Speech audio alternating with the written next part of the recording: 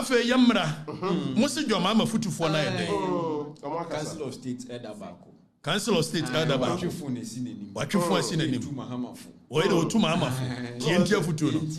Okay, yentie dani, yentie futu. Mr. Papa John Dramani Mahama say nkonfa mra bi mra. Se akora bi ana panyi bi etimi di phone si ne ho so etwa te se de mi twɛn. Na okasa wo tumi mu ande ahoɔdi mu se ase won so obia wo mu obia. Obehanu we bia Papa John Dramani Mahama ye president yi. Na wadi na tem sebi na wotimi kasa wa ye kwasea wa ye jimi fo no no obehwɛ mu kura so na nipa kro no sebio do ono ane gina ho no obehanu obi di camera sin so na wo ye papa fense ye wura ohene pon kese asanteman na wura otumfo na nipa ne timi sebi wote Ghana o woni abrochire na wotimi sin kwasea obehwɛ no na wo bi di ebia papa despite atem Papa Ibrahim Mahama atem ofori supportem that say esikafo na ye ne nim so ma bia adwuma man kofo nya bi ye no na nipa ne timi di camera sin no so wodi na atem atitru ni abrumpon bia Danny, you need so now. You come. Okay, so we were can't say. Yera, or see, or come and I could say, your family, Nemran Mede, a matching man for us, Uncle Am Bedim Penny for them, a matching man for us, a council of state elder Baku, and I know what I say, Penny Baku, Miamia Cockman. Oh, Nasaka Cockman, we can't be a bonny. Wagu. They walk and Yansa Paumo, Bob Siga, Bob Siga. Wagu, so Kaisa Menu Mienu, Anna, Mini Vivian Jona, and you cow at the Boniwagukai. That is well over 13 years ago. So, Menu free baby nearby.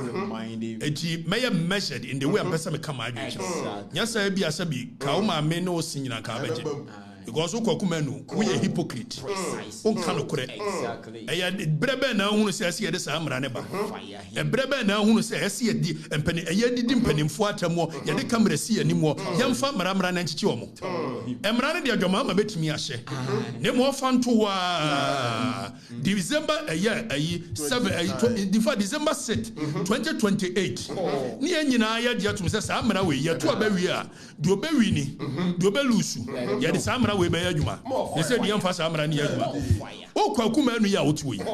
O na akwafa akwaya ne ho nadwa nadwa se de ne no petition. Sa branche wa ese gay no. O na akwafa ni besi wanim. Emo se me ma me nkwasea ne me ma me agimi. O ka se me ma me akosua be ne wa agimi wa kwasea. Na Kwaku Manu wote wo. O na interview no. Time wa me ne opambo asembaye. Kwaku Manu na akwa interview sa akwaya wone nam ha be ma wo dress so oba.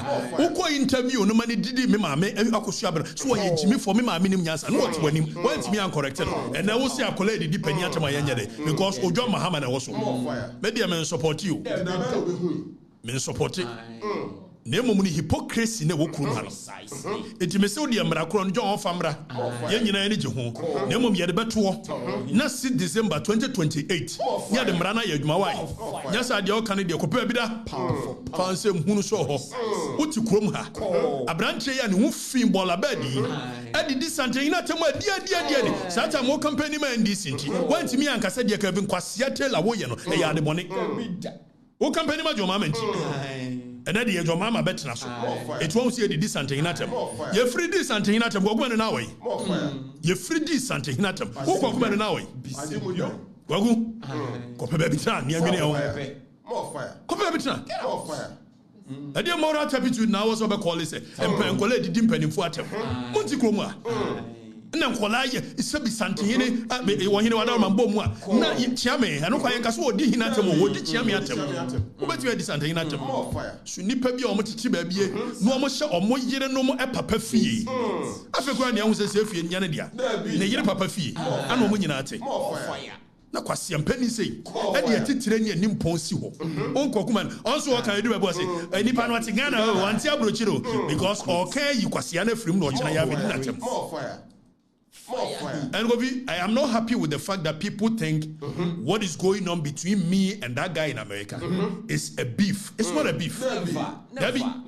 I am standing up for people whom this guy continue to abuse over the period. I'm standing up.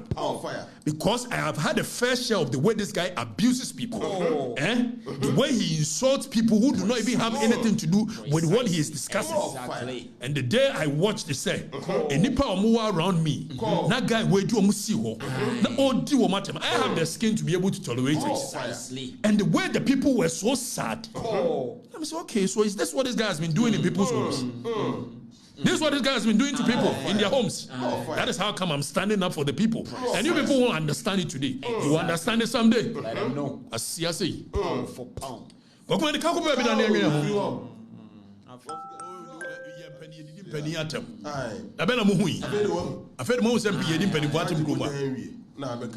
Na ma memfa warning we enko na obinya no honti ase na won se boapayo bi Kwaku Manu a we ye movie actor na won se boapayo bi in his quest say obe serving the paymasters or the menim etwim first okofa tornado ebe si ho ema odidi me ma me akosua be no watem man ka hwe me koka Ibrahim Hama ene sha adwempa hinachi obesi ho didi matem man ka hwe enanu ya wasabe si ho me ne kwasie ya ohye ne yire kwasie toyi apapon yi amatela he said you know Kwaku Manu ni nchire mu ne se many amatela ku oba ho he has nothing to do with politics ma men kan che Kwaku Manu o party a obeti wagu sa na me ma ansansa dali ne hwan ne won ya o manji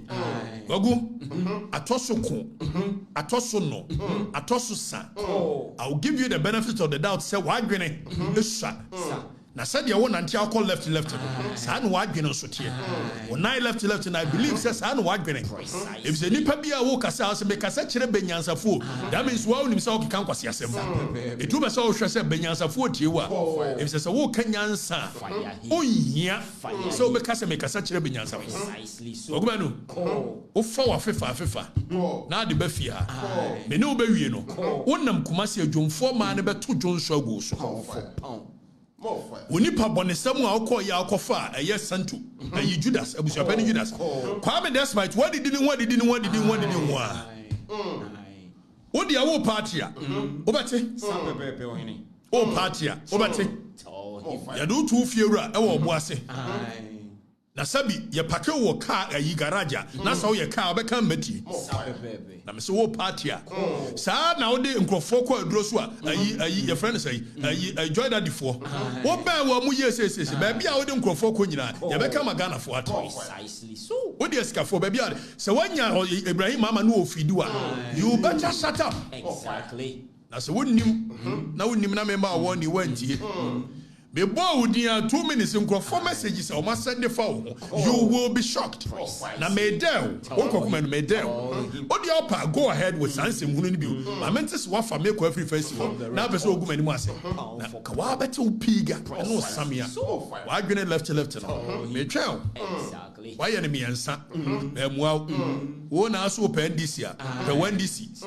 wotu ye discuss bibi fa nation ho a woni nyansa bia ye discuss enipa woni ayi wonim the difference between credit card and credit score ye can national issues come on to precisely tell him ye discussing a serious matters and when your baby didie so when your baby didie Gyimii that's in a what did na wo ya wa adwene so de make Afrifa e be your topic said the man crofo one your manji you will be shocked what I will do to you for pound more fire me dem nkan obi a ma wo kam ya me kan Sapepepe sane me nkan nipa obi it want me peace Kwaku Manu wo kam ya me kan no se mama abre wo didi mama akosua ma ayi akwa didi mama akosua last year on se man kan was one gas first video no so didi matem na about 2 months ago on se man kan was and wasa be your next one wo die